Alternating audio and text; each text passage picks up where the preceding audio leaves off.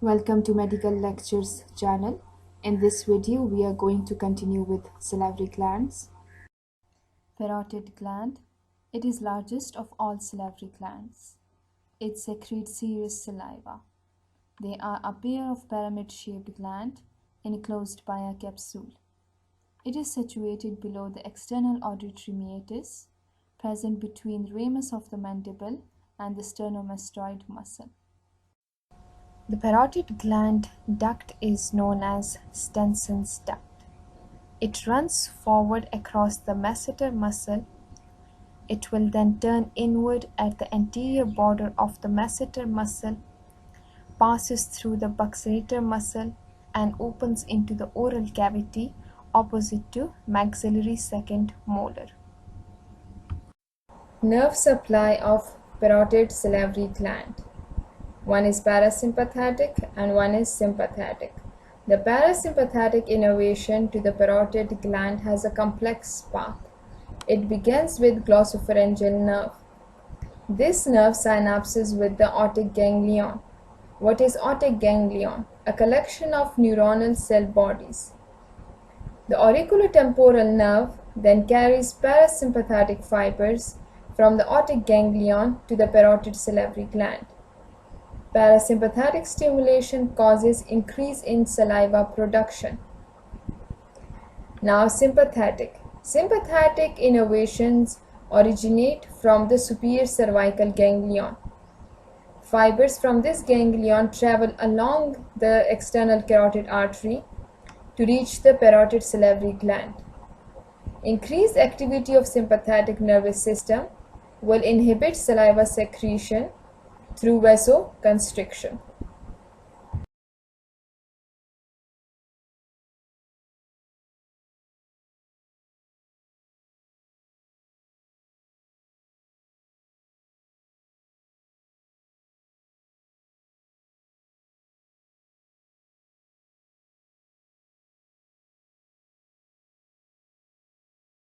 What are submandibular salivary gland? These are another pair of major mixed salivary gland which are irregular in shape. It has a shape comparable to that of walnut. It is mixed salivary gland, but predominantly the secretion is more serous. It is situated in the posterior part of the floor of the mouth and wrapping around the posterior border of mylohyoid muscle. Submandibular duct is known as Wharton's duct, which starts from the anterior part of the gland, follow a very tortuous course, and opens into the oral cavity at the sublingual papilla.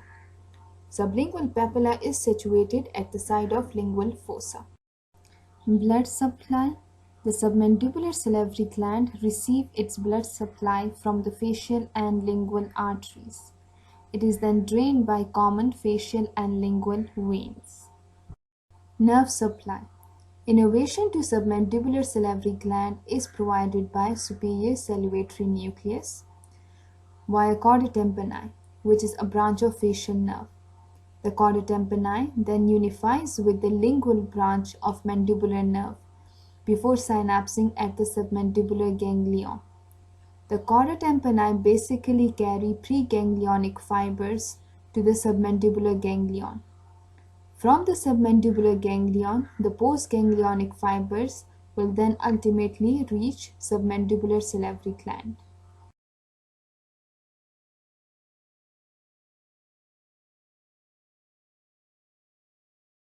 Sublingual salivary gland. These are the smallest of all major salivary glands. They are located in the anterior part of the floor of the mouth.